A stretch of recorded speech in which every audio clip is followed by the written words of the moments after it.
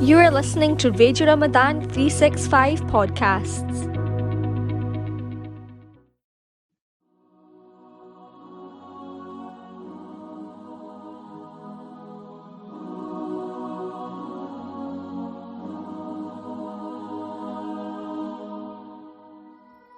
हमने आँखों से देखा नहीं है मगर हमने आँखों से देखा नहीं है मगर उनकी तस्वीर सीने में मौजूद है जिसने लाकर कलामे इलाही दिया जिसने लाकर कलामे इलाही दिया वो मोहम्मद मदीने में मौजूद है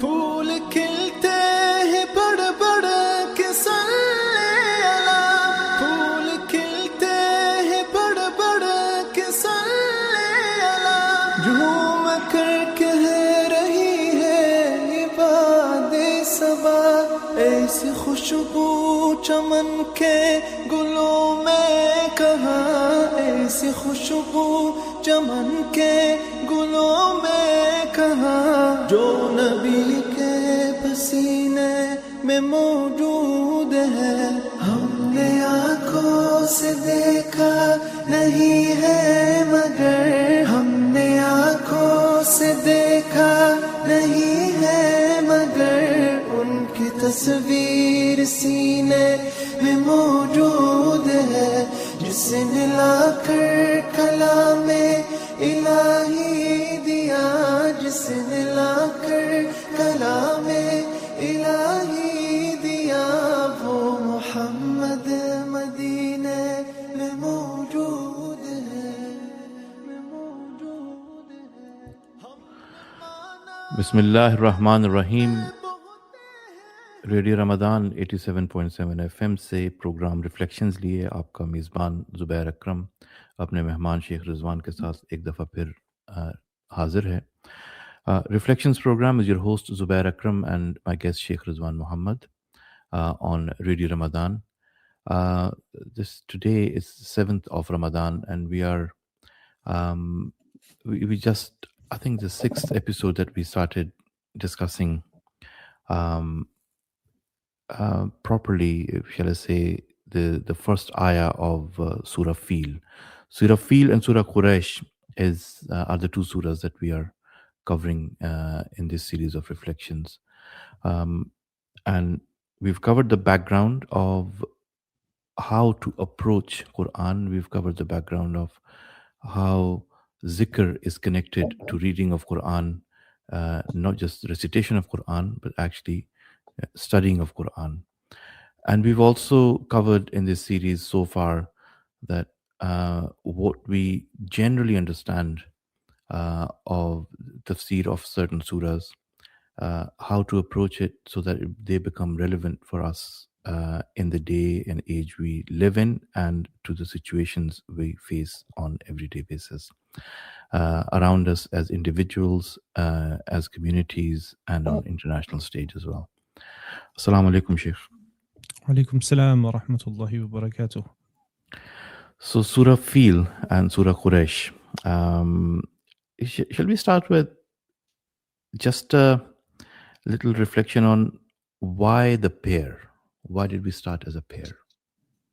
Why did we start as a pair? Of why these did we two choose surahs. two? We've discussed why we chose them, but why the two? The connection? Oh, what's the pairing? Okay. Yeah.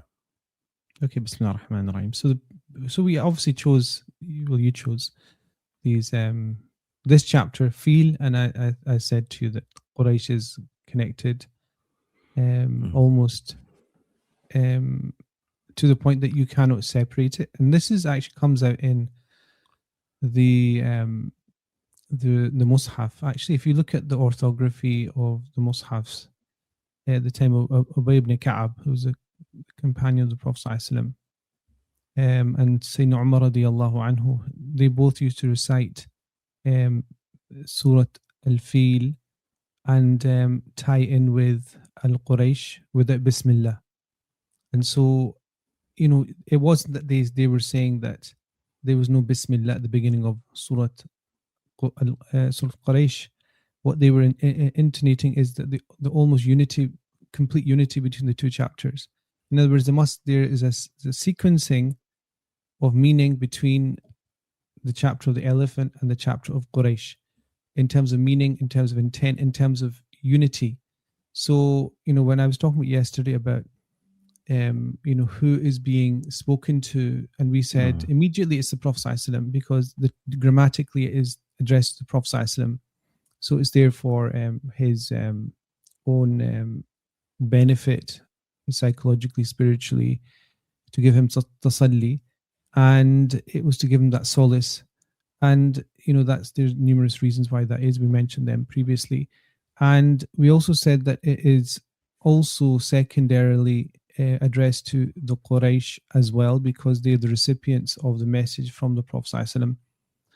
And so Surah Fil comes first. It's revealed to the Prophet ﷺ. It gets to the Quraysh as well. They obviously are told about the chapter about the elephant, to remind them of certain things, and also a foreboding as well, a warning, which is what you said was the meaning that you got from the chapter, which is, how many a great army can be vanquished by the decree of God. It gives you hope that happens again in a situation of oppression, for example. But for the Quraysh, it was more of an instance of introspection, reflection, and foreboding of the terrifying, disastrous, destruction that they will face if they deny Allah subhanahu wa ta'ala, because the one that is worshipped in the house is Allah subhanahu wa ta'ala, and yet they have idols there, and they're oppressing the person that comes with the teaching of unity of Allah subhanahu wa ta'ala, tawheed. And so there's this sense that, have you not seen? Have you not reflected? And remember, this is in living memory of a lot of people in Mecca as well. And so what's happening is that it's indicating this to the Quraysh. And so when it goes to the whole story, the simple story of a massive army, some estimates put them to 60,000 soldiers, with the forefront said to be one, or just under 10 elephants, but some narrations just mention one. That was something that they hadn't seen, and they expected it to be a resounding crushing of Mecca, which was waning anyway. It wasn't strong, it was waning. And so at that point, the chapter finishes, and it's just a simple story of how God dealt with a specific people in that geographical location. But then Surah Quraysh comes in, and it starts with Ila fi Quraysh, which we have to it takes a bit of time to really go into the depth of what it is. But Ila fi Quraysh essentially is actually a name of a agreement that took place. And again, we need to talk about that later on. But it's an agreement that took place where the Quraysh were given free reign of traveling north and south on the trade routes, and this gave them prosperity. And Allah subhanahu wa ta'ala then finishes it off with the description of, and God gave them safety and safety from fear. And Allah gave them prosperity and safety. So it's a unity, because the destruction of an army and then the prosperity as a result of that, essentially as a result of the destruction, indicates that God, in the same way that he will protect the Prophet sallallahu alaihi wasallam and says to him, "Fasbir li hukmi rabbika fa innaka bi a'yunina," O Messenger, have patience with your Lord and await his judgment, for indeed you are under our sight, under our protection. Wallahu ya'simuka minan nas, that Allah says God will protect you from people. That's the sense of the protection of the Prophet ﷺ when he's giving the message. That same protection is given to the Kaaba, is given to Makkah al-Mukarramah. And so there is a unity in the two from that perspective as well, in terms of divine protection. And so if the one that's coming to Mecca and coming with the message of Tawheed is being attacked, there's that foreboding. but it's also a reminder of the fact that the Quraysh have been given the safety and security and prosperity. And so, as I think I finished yesterday, indicating this fear and hope balance between the two chapters.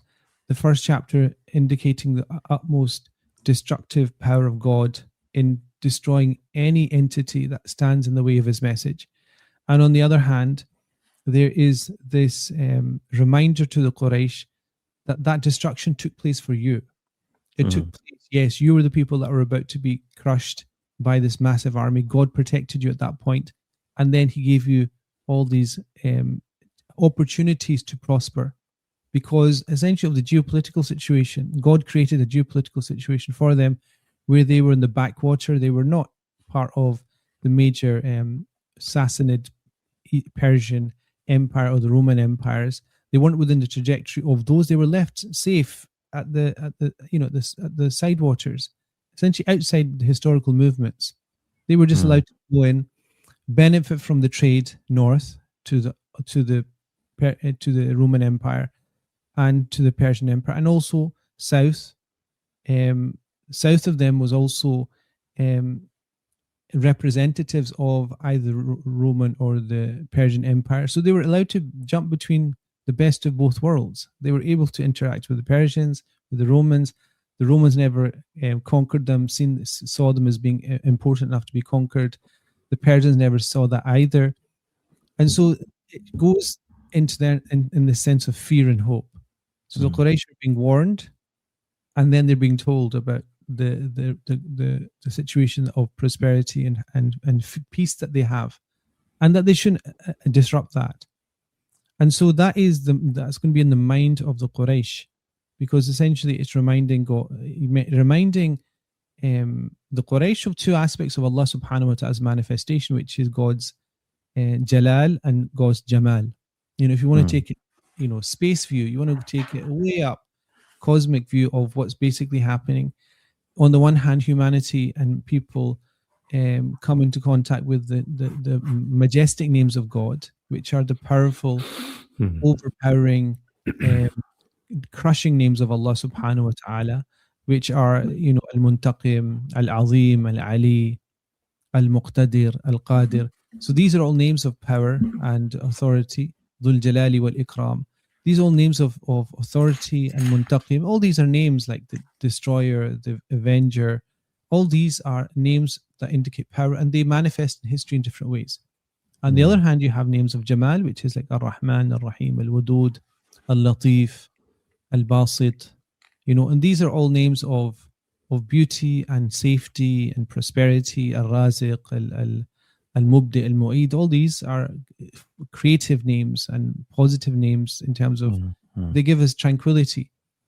And so the Quraysh, if you look at it from that perspective, are stuck between the majestic qualities of Allah and the beautiful qualities of Allah subhanahu wa ta'ala. And they're asked to choose which would you want to interact with as a human civilization, as a human entity, as a social entity. Which one would you want? And the Prophet is coming with the not the majestic names. He's coming initially with the names of beauty. And they're being given the opportunity to interact with the names of beauty.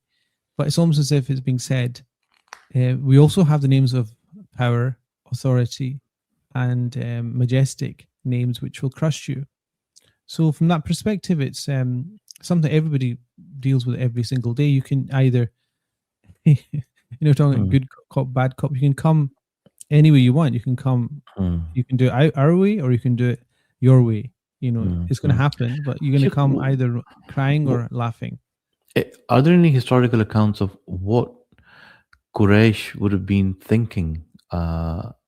This was a fresh thing, right? 40 years, 43 years. They've been warned, they've been reassured. So reassurance to Prophet Sallallahu Alaihi Wasallam and a warning to Quraysh, Surah Fil, the start of Surah Fil. And what was the mindset that they held as saved nation? I mean, what comes to mind is 2025 May, right? Pakistan-India conflict. And it was a conflict of unequals, big might on one side, and somehow the ceasefire happened within 4 days. And what proceeds is nations like Libya, Sudan, Saudi Arabia, Turkey, Bangladesh siding with Pakistan, and somehow Trump, Oval Office, all of that. He almost taunts Modi and says, "Oh, your planes were shot down." Every time he comes for a press conference, one more plane. So he starts with 5 planes, and it goes on to about 11 planes. He forgets how many planes were shot down. And there is a mindset in India about this, and there is a mindset of humiliation on their part, failure of defense, failure of the foreign policy. On the other hand, there is a pomp, there is this confidence, swagger on Pakistan's side, and the smaller nations are rallying around. Just finding the parallel here. Alam tara kaifa fa'ala rabbuka bi ashabil fil. Is there any historical account that the Quraysh, being the underdogs, they felt victorious through intervention? I'm not sure. I mean, I wouldn't say that there is. I mean, if you go through the narrative of the actual incident, you have to.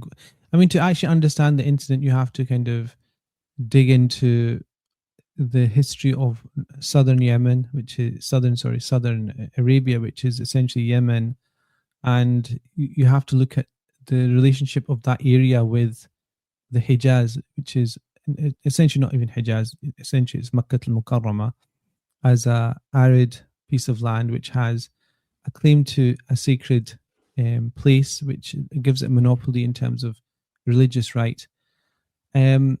And how it's protected would give us a sense of divine protection. It comes out in a lot of narratives. It comes out in the story of Abdul Muttalib, the grandfather of the Prophet ﷺ. In terms of the story of how he interacts, because he's the chieftain at the time of the attack. So he's the main person that we know in terms of his response and his interaction. But we have the indications from the neighboring tribes as well in terms of what they did. So they do have this sense of they've been vindicated as being the chosen people, under the divine protection. And that's why I was saying there's the Prophet ﷺ was protected, and the Quraysh have a sense that they're also protected. Now it's the question of who is under the divine protection intentionally for a specific purpose, which is the Prophet ﷺ, because he's coming with Tawheed, the oneness of God, and they're desecrating that through the existence of idols. So you have, they must have viewed it from the perspective of power, of prosperity and peace. Because think of it, the Queen of Sheba, Bilqis, she's essentially from southern Arabia.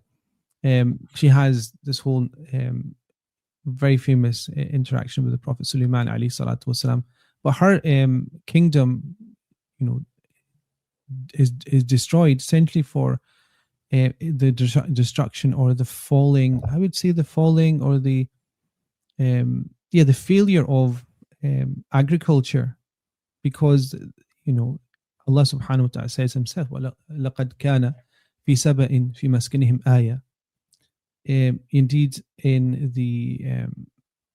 the placing of Saba, that whole civilization that was in Yemen, essentially Sana'a and what we now consider to be northern Yemen, it was a sign, almost like a sign of God's power and God's blessing, because they had, the Quran says, they had gardens on their left and their right, and they used to drink from the best of provisions, but they turned their back. But at that point, they're given these blessings, and they turned their back. فَأَرْسَلْنَا عَلَيْهِمْ سَبَلَ الْعَرَمِ, and we sent Sayd al-Arami, we sent against them it's almost like a deluge of something that destroyed their irrigation and their dams. So what happens is that they have the prosperity, they have the safety, but it all disappears because they turned their back on Allah subhanahu wa ta'ala. And it was God that sent it. Allah sent this deluge that destroyed their irrigation system. So if you go to northern Yemen, you can still see, it's almost like a wonder. It's like an ancient wonder. You go to the high mountain areas of Sana'a, Ta'iz, all these areas, and they have these really steep mountains, and on the mountains they're actually irrigated through the most intricate forms of irrigation, where they have crops, and in fact, it's very cool as well. If you go there, it's sometimes cool, sometimes cold. It rains. I remember I was in Sana'a. It always used to seem to rain about 4 o'clock in the afternoon. Just before Maghrib, it would go slightly cool, and this kind of mist would come over, and then you have this rain. So blessed in many ways. And so they're also a comparison that they know that you go further south from Mecca, you'll find this place which has been blessed by Allah, but it's also been destroyed by Allah subhanahu wa ta'ala. So they know the story of Saba, they know the story of the Queen of Sheba, and in that context, the land is actually an important piece of land, because Yemen is not separate from the Golden Horn, which is currently Ethiopia, Eritrea, and Somalia, and there's a conflict going on. If you know exactly where the conflict is, even Turkey's involved as a pivotal player. There's Egypt, there's Sudan, and there's America, and there's all these countries involved. Ethiopia, Eritrea, Somaliland, they're all congregating around a specific piece of land which is strategically very important, because it was, and still does, dictates a lot of the world trade through the Red Sea. Even before the Aswan Dam, the trade used to come. If it came through sea, it would come through that place from the Indian Ocean up into the Mediterranean. And so the control of that was from the strait which borders Yemen, in terms of the sea strait, borders Yemen and borders Ethiopia. And so the people that controlled that had prosperity and power. And so the Meccans were watching from a distance. They had their worship, they had their Kaaba, and they, filled it up with idols and gained their prosperity through that. But they were able to trade and go between the different empires. But what's interesting is that power was land-based and sea-based, the power and the prosperity. So if you had control of the sea routes, you had control of trade routes, you had power and prosperity. And if you had control over land routes, also the same. So this is why Allah subhanahu wa ta'ala said, وَلَقَدْ كَرَّمْنَا بَنِي آدَمَ وَحَمَلْنَاهُ عَلَى الْبَرِّ وَالْبَحْرِ, that we gave dignity to the sons of Adam, sons and daughters of Adam, and we allowed them to be carried upon the land and the sea. And so land and sea is a metaphor for power and prosperity. And it's only when that is disrupted that you find corruption. You find human beings vying for even today. If you look at all the war zones, if you look at the war in Sudan, for example, it's all about gold, it's all about oil, it's all about land, it's all about resources. If you look at the situation in Ukraine, very similar. If you look at anywhere, it's always about stealing something. It's never about what we're told, which is religion. So these are Christians, these are Muslims, or these are Orthodox, and these are these. It's always about resources and power and leverage.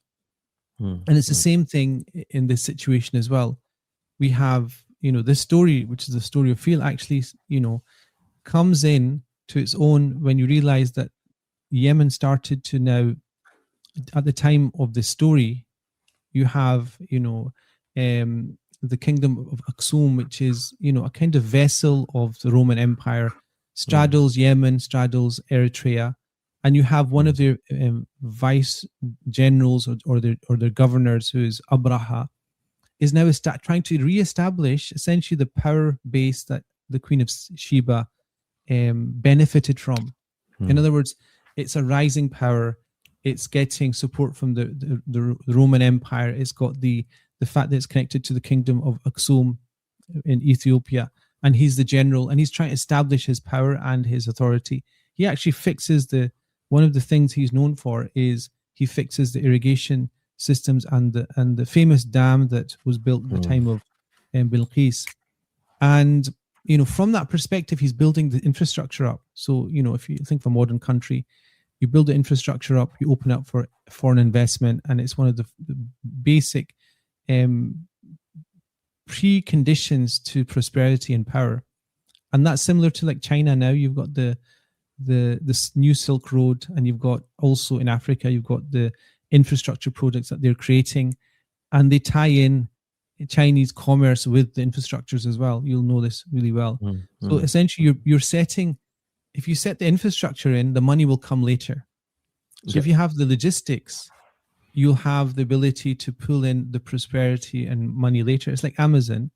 If they have the infrastructure and the monopoly of the infrastructure and the logistics of the infrastructure, they'll be able to sell you anything they want at any price. And that's what they do, when they start to sell things, their own things rather than the people, other people's on their platform, for example.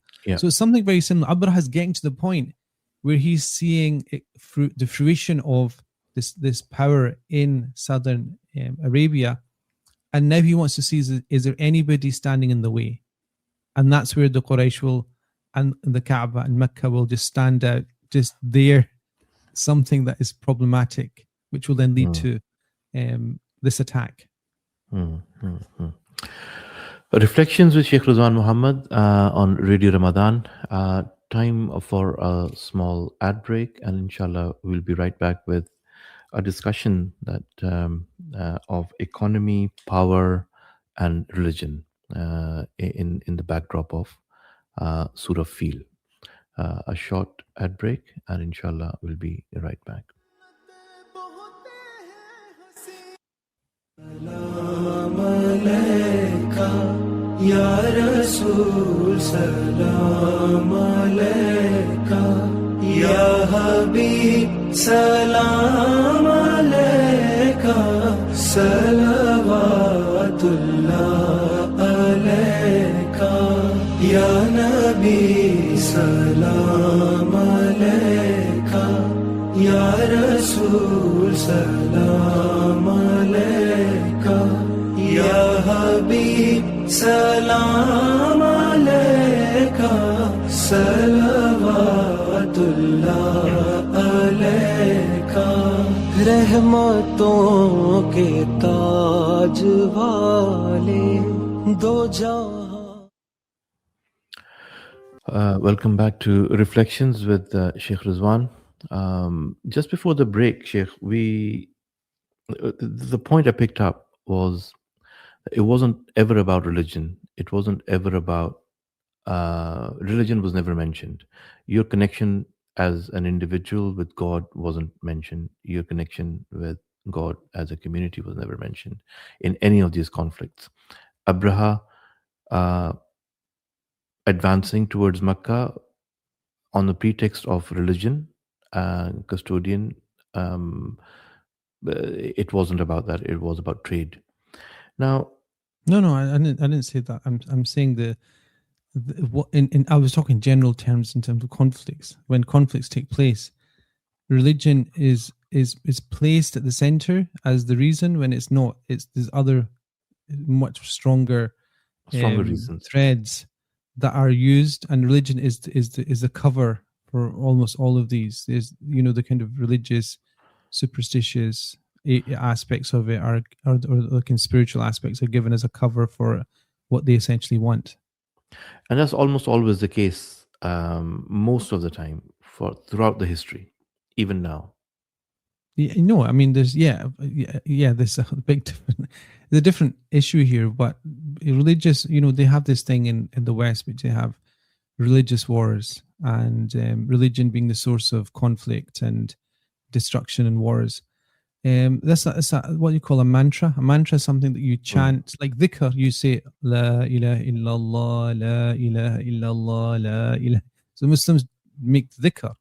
And Western secular societies have mantras as well that they say again and again and again. They basically chant them again and again. Religion is bad. Religion is bad. Religion equals bloodshed, and it's brainwashed into people in schools, in universities, in popular culture, in movies.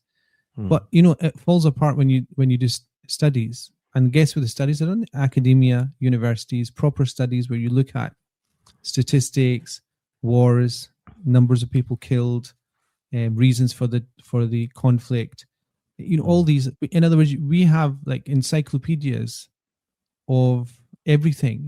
I was, during the Gaza conflict, a set of 3 books came out in, I think, Cambridge University Press, Encyclopedia of Genocide.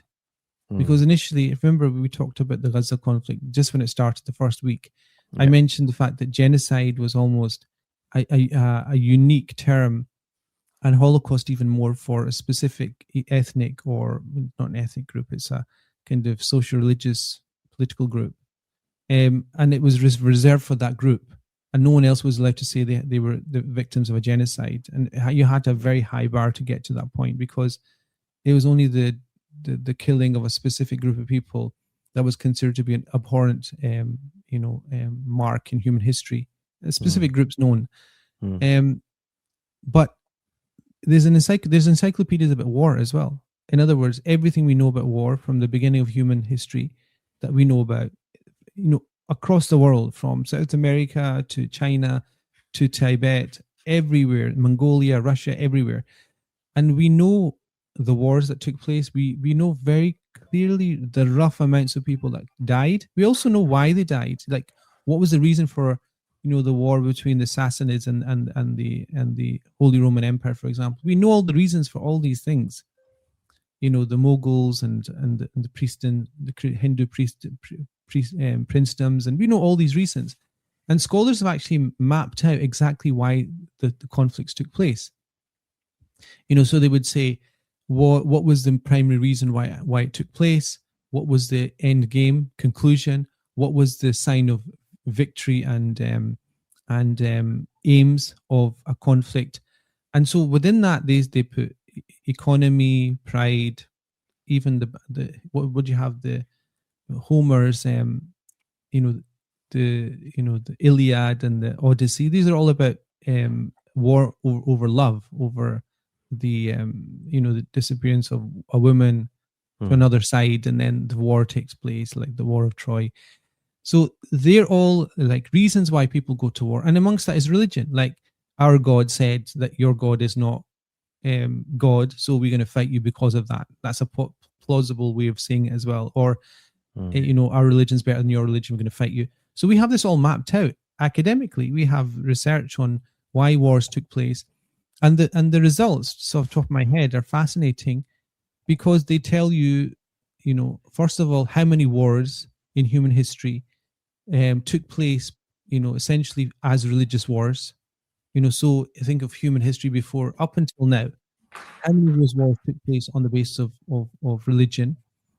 And the figure that comes back is quite shocking, because it's just about 6% of human conflicts and wars that took place have taken place on the back of claims that are almost purely religious.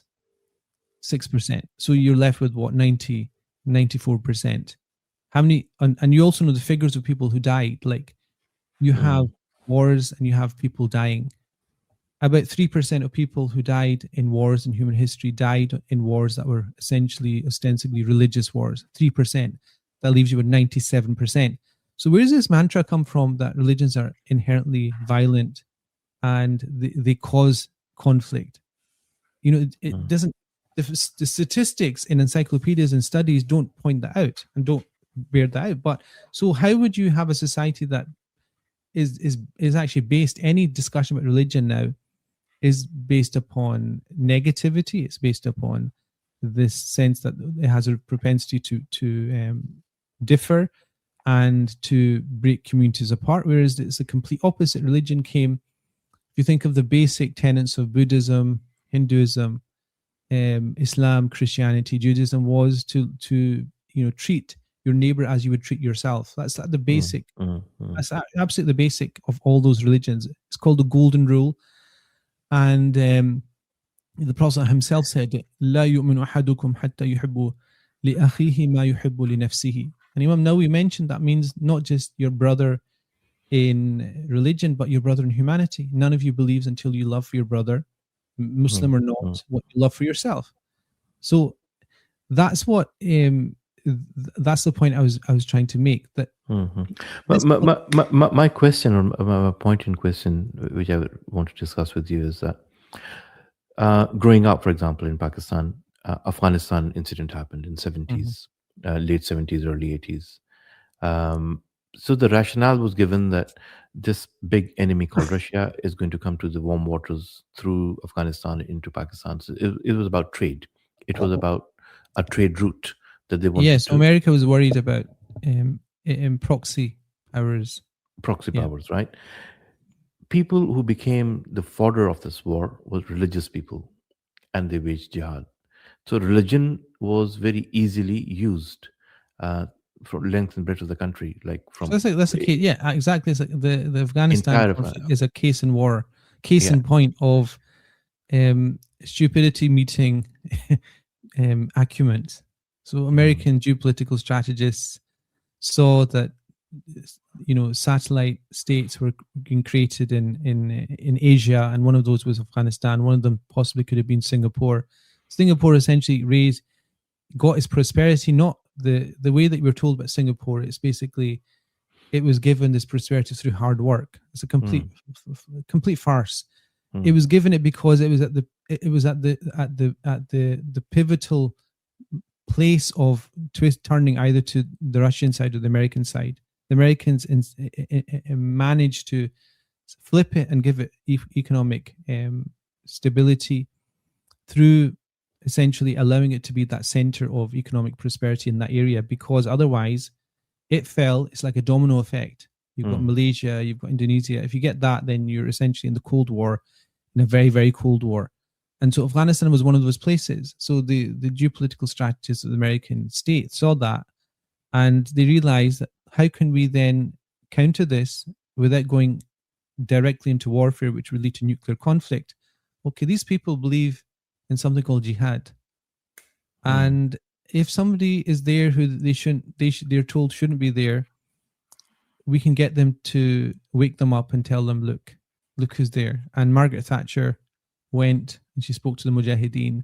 Ronald Reagan went and he spoke to the Mujahideen, and you've probably got YouTube clips of them commending the Mujahideen of being the most brave of fighters in the face of this earth. And obviously the Mujahideen, Miskeens, from one perspective of very not understanding what's happening. Like Bin Laden was in that whole crowd, wasn't he? He was New York Times front page. This is the face of freedom fighters that we need to support, isn't it? So, I mean, there's a can of worms there, but essentially there's naivety as well from the religious proponents. A pure naivety, like pure meaning a beautiful purity with naivety. Yeah. So it's both things. Like this, you're praising them, but this is actually not the place to praise somebody when you realize you're being played. Yeah. This is that unfortunate thing. The Muslim communities, I don't know, it's Ramadan, so I'll just be quiet. But is this one of these things that you just kind of, I agree with what you're saying. I absolutely think we should fight against this or argue against this or push back on this. But there's bigger fish to fry in the world. And the power focuses are not these small skirmishes. And we always lose sight of that. And so that's a perfect example. The Afghanistan war, was it Mujahideen? We call them Mujahideen. I do believe they were fighting from their perspective. They just needed the support to gain back their land and impress their own culture and religion upon that area. Absolutely. But it's a question of where that help came from. And that help then dictated the terms. And it's only recently with the Taliban. I mean, that's a different issue in terms of who they are and their, the degree to which they sink in with, I would say, a proper understanding of Islam. But then they've just been left. I mean, the Afghanistan now has just been left because it will not be conquered. It's famous in terms of the strength and the power of the Afghan mentality, that it's never been conquered in that way. Yeah, the guerrilla warfare and the whole thing. But the point here is that how important then religion is, the way it has been taught in maybe last 7 decades, 8 decades to become the center stage of world politics in Muslim heartlands. is it not again feeding into this naivety? It will create more naive people if religion becomes the center stage. I'm thinking of something very controversial, that people who are activists practicing, they want religion to become the center stage of a state. Is it really a desire to be fulfilled, or will it actually feed into more problems? I mean, it's. I mean, the answer is straightforward. Religion has to inform at the very core of it. It's the way the social structure, the economic structure, the political structure is informed in a country that takes it seriously. So, if Muslims take religion seriously, you'd want that to be integral in the way that the community and society works. But it's a question of what that is. So we're in a situation now where the problem is not more religion. It's a question of how religion has been created into an ideology, which essentially is a mechanism for control in the same way that you have other control mechanisms. So that's the issue. It's not the religion. It's the fact that it's used as a control mechanism. So that's then that leads to the negative, because it becomes an ideology. The moment it becomes an ideology, it becomes confrontational. The moment it becomes confrontational, it becomes about, win or lose. And I think that's antithetical to the Quranic message. Even this Surah Fil, Surah Quraysh, look at the tone of the negotiation or the communication that's taking place between Allah subhanahu wa ta'ala and the Quraysh. There's this fear and then there's hope.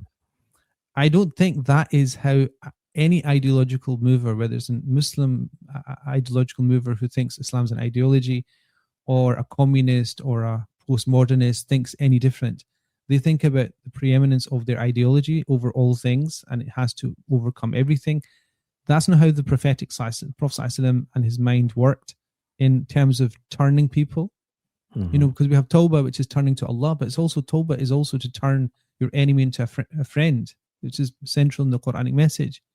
And so the Quran is not this end game, a zero end game where you have to have victory at all costs. It's a question where you have to bring people with you. You have to enter into Mecca with everybody sitting with you at the end of it, not fighting. That's victory. When the Prophet entered Mecca, he sat in front of the Kaaba. There wasn't bloodshed. They weren't cleaning their swords of blood. That's like one of the greatest military episodes in human history. If you think of it, a people thrown out their homes, coming back to the same city. You should be talking about people swimming in blood. But how many people died? Under 10 or something died in that whole campaign, which was the campaign of Mecca al-Mukarramah. And so it shows you that the conflict wasn't about religion. Even there was no conflict. The Prophet was essentially saying, look, there's no conflict. Let us come and let us worship. فَلْيَعْبُدُوا رَبَّ هَذَا الْبَيْتِ. And let them worship the Lord of this house. Yeah, worship, but it was control as well. So the government changed. The control changed. It toppled the regime. Yeah, but what was see, this is it. It's not an ideology that toppled it. It was a way of being as human beings, of ordering society that changed. And that ordering of society was based upon something that everybody should be able to accept. So the world order changed. Yeah, the order way that the Meccan society and the Arabian society at that time then would change based upon the fact that you couldn't have somebody coming in to trade and have all their goods taken and thrown out of the city with no recourse to any reparations, where you wouldn't have female infanticide where a young girl is taken to the desert and buried. You wouldn't have any of that. So that's not the imposition of an ideology. That's just coming back to basic humanity. So I think the last, the modern era for Muslims has been very traumatic since the fall of the Khilafah, because they've gone into ideological mode. They basically copied and pasted political systems and approaches to, kind of ordering society that are foreign to the Quranic text, foreign to the prophetic Sunnah. And you're obviously at that point you're going to expect constant conflict in Muslim countries. Look at Bangladesh. One person is going to get toppled by another, and the one that comes is going to be muntaqim. and it's going to be a constant cycle of ideological replacement with a different ideological replacement. And that's why people have to get into the core of what religion actually is, so that when they see that misrepresentation of Islam or religion, they can see for what it is. And I think this is what comes out here, because in the story of Abraha and Surah Fil, you have this sense of Abraha wanting economic prosperity, political prosperity. He wants a grip on that area and make his name. And what does he do? He does the perfect thing, which is to tie everything in with a religious site, which is he creates a place of worship in Sana'a. I actually went to see it when I was there. Qulais, it's called Qulais, which is essentially a cathedral, a Christian cathedral. He wanted to and he brought all the stone from all over the kingdom to build this amazing structure. It was to sanctify his temporal power, economic, political power. He wanted that religious sanctification. What did the Arabs do? As they do, one of them from Bani Kanana, I think, went and defecated. Defecate is a polite way of saying, what's a polite way of saying something else? Going to doing the toilet in the middle of the place of worship. So that was the excuse he needed. So essentially, that's one of the ways. One other narrations say that they attempted to burn it down, but it wouldn't make sense because it was made of stone. So essentially, that's the reason he needed to go after the only small outcrop of power in Arabia, which is Mecca, which is a small trading center, was this one thing. And so the premise and the excuse was religious. They desecrated a religious site. They have dishonored God. We need to show them that God cannot be dishonored.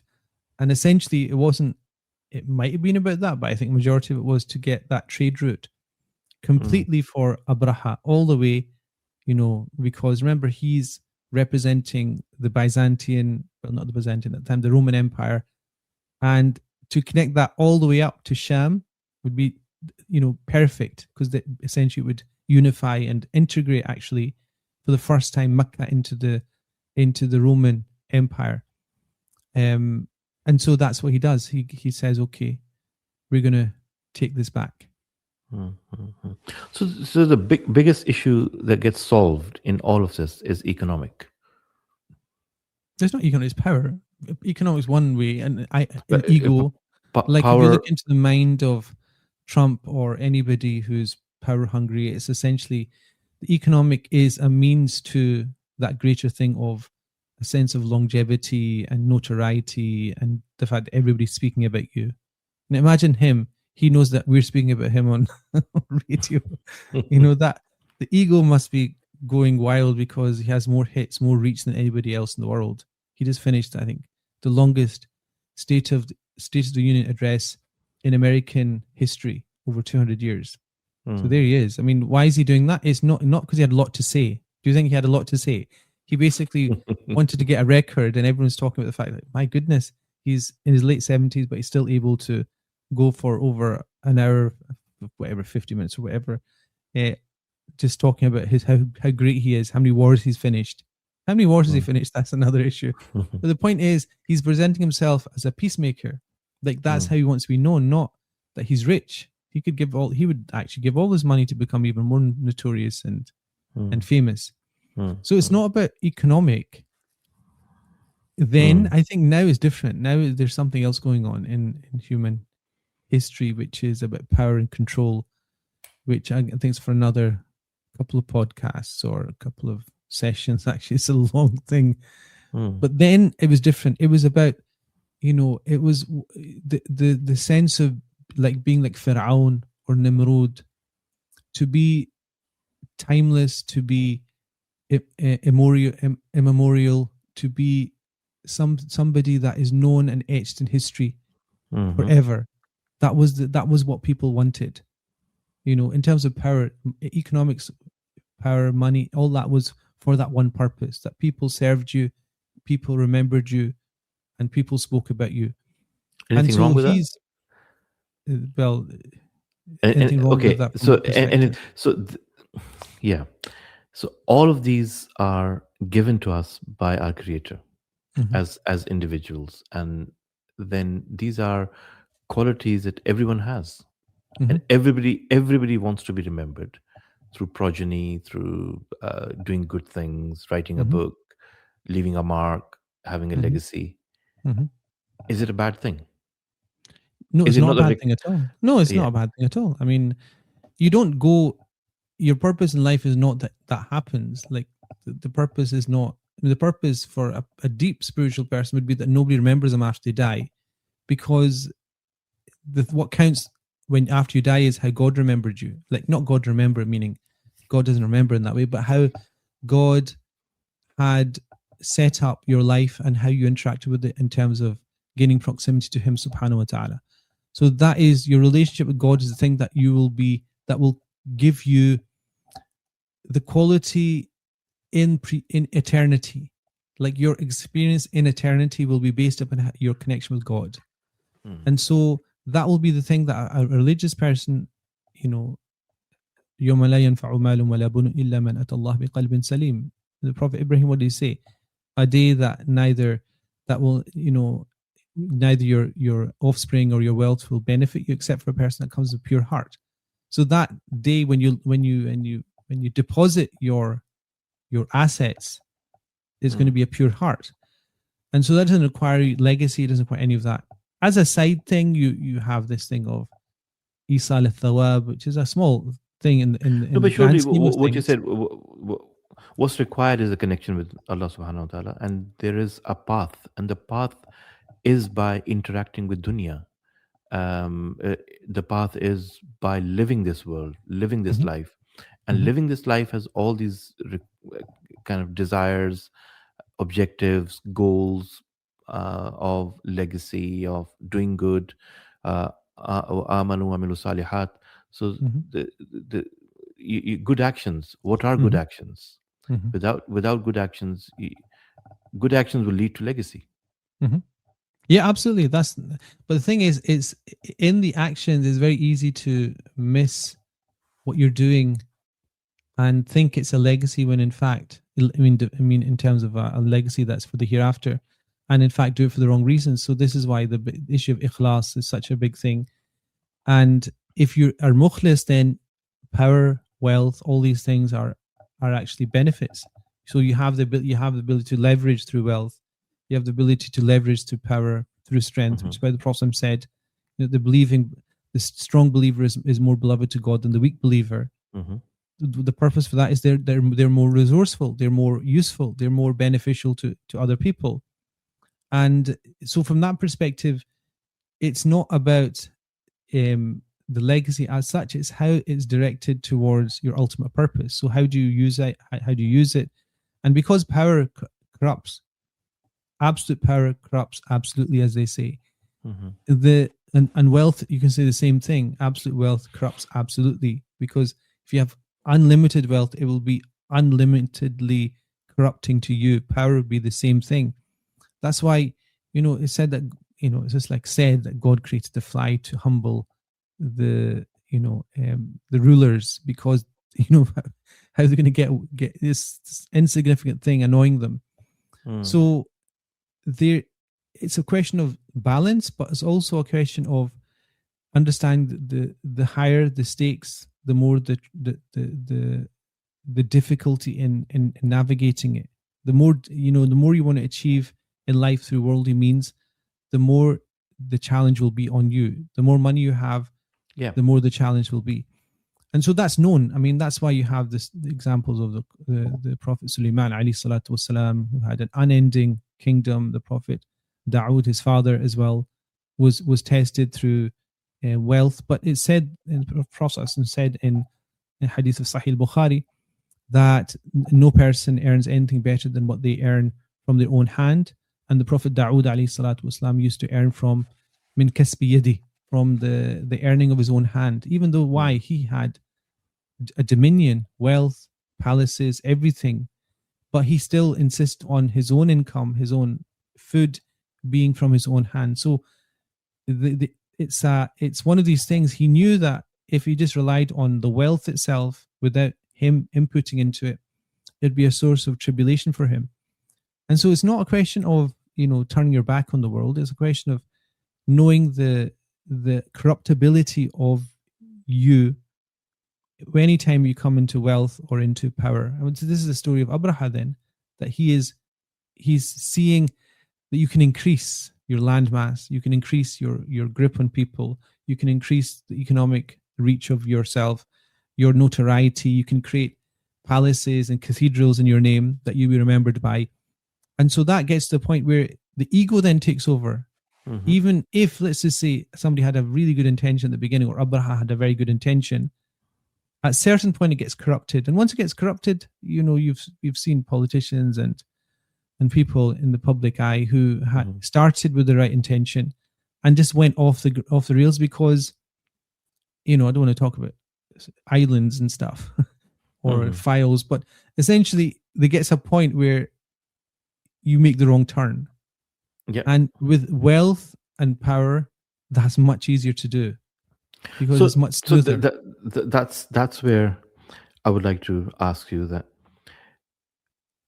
extracting, piling resources is not a bad thing. Taking the wrong turn is a bad thing. Mm-hmm. Yeah.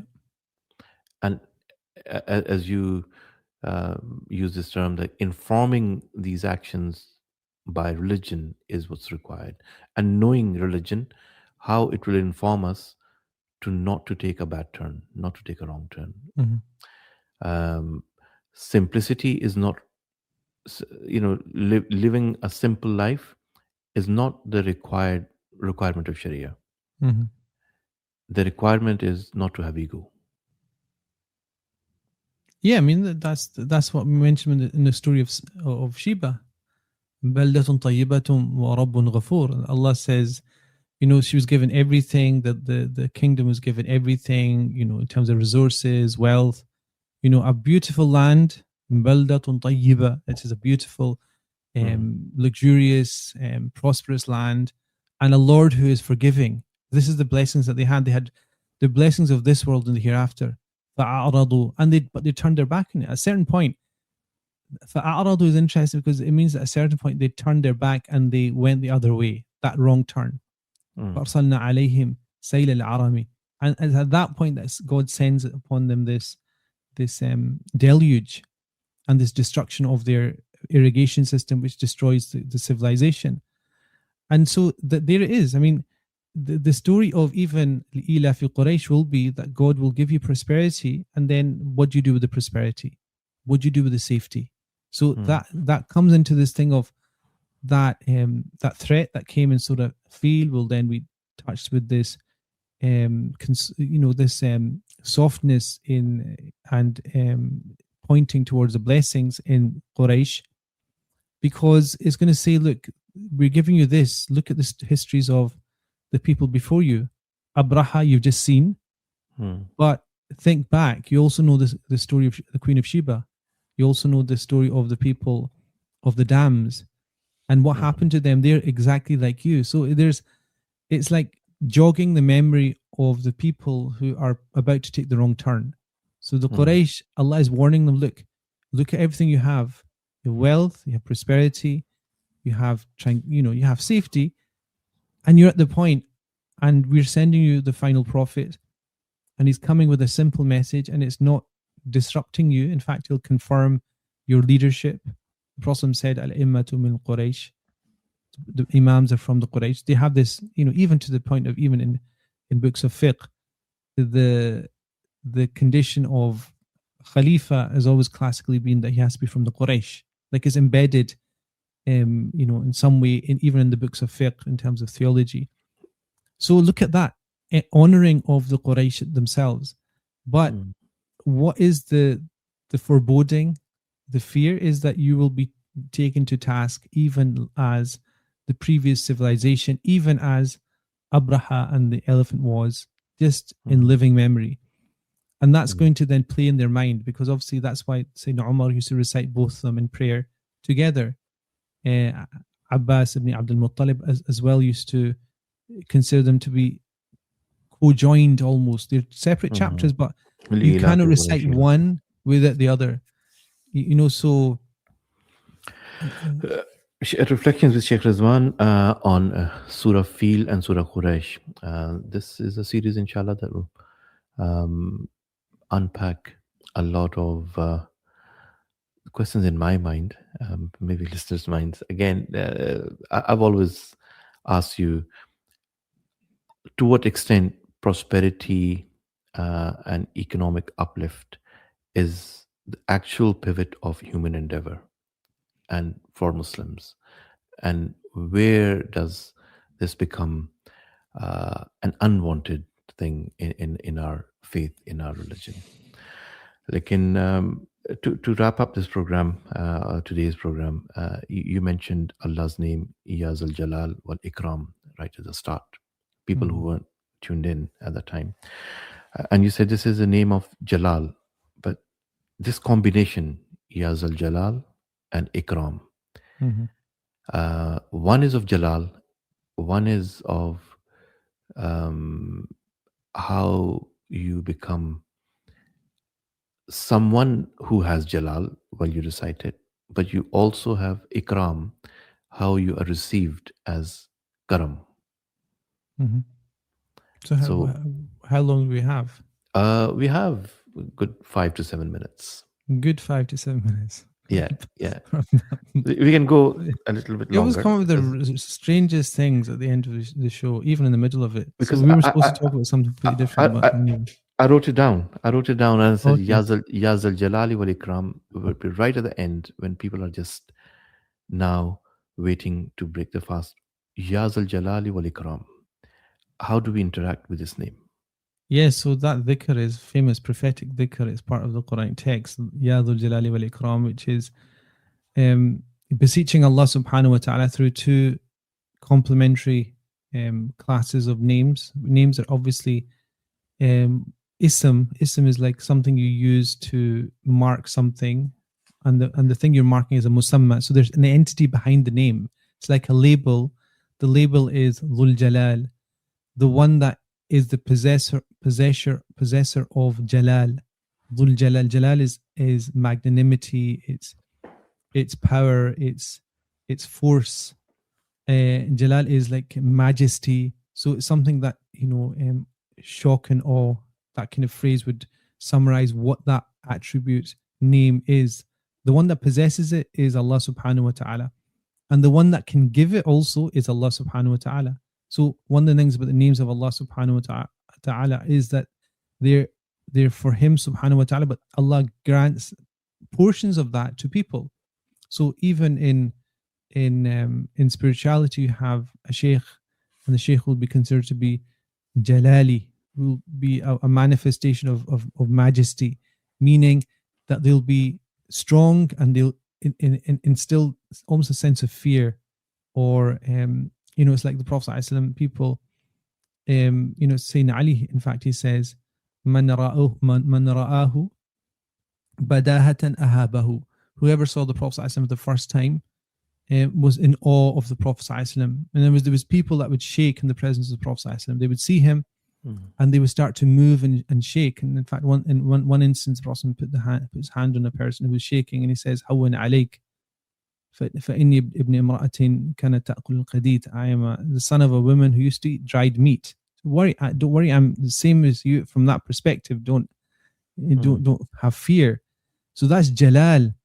Allah has the most optimum of that, because even Surah Quraysh, you will see Jalal. You will see the fact that God decimates asfin ma'kul, like chewed up wheat stalks. That's the Jalal. That's the power. And so some people have that. Well, Ikram is like, it's from Karam. The Prophet, in one of the famous hadith, he said that, do not say about grapes Karam. So grapes are in Arabic sometimes called Karam, because the Karam is the believer being generous, the generosity. So a believer should by very nature be generous. And that generosity comes from generosity of the Prophet, from Allah subhanahu wa ta'ala. And the Prophet was also Kareem. لقد جاءكم رسول من أنفسكم عزيز عليه ما عنتم حريص عليكم بالمؤمنين رؤوف رحيم. So he has this quality of ra'fa, rahma, this softness. And this is why when Ali said, Man ra'ahu badahatan ahaba. Whoever saw him the first time was struck with awe and fear. وَمَنْ خَالَطَهُ مَعْرِفَةً أَحَبَّ. And whoever came close to him to get to know him slowly fell in love with the Prophet ﷺ, because they saw that sense of beauty. So the Prophet ﷺ was a perfect manifestation of God's jalal, this and the outside, this majesty. But when you came to know the Prophet ﷺ and his family, obviously, as you know, his family were the closest to him, and the people like Sayyidina Ali and Sayyidina Salman al-Farisi and all the close companions, Abu Bakr radiallahu anhu, they saw that softness of the Prophet ﷺ. And so when we say Ya Dhal Jalali wal Ikram, we're actually looking for the protection of the one that contains, and the entity and the power that contains both beauty and majesty, because we want the best of God's majesty that gives honor to us, and we also want the karam, which is this generosity and beauty, and we want to have the best of that generosity as well, so that we inculcate it within ourselves as well, inshallah. So karam comes to those who have jalal. No, not necessarily. You can have one without the other. You can have an imbalance as well. Okay, inshallah. We'll pick this up. Yeah, another question which is opened up a can of worms. Inshallah. Reflections coming to an end of this episode, alhamdulillah. Jazakallah khair, Shaykh, for being with us. Inshallah, we'll be back tomorrow with another one. Assalamu alaikum wa rahmatullah. Alaikum salam wa rahmatullahi wa barakatuh.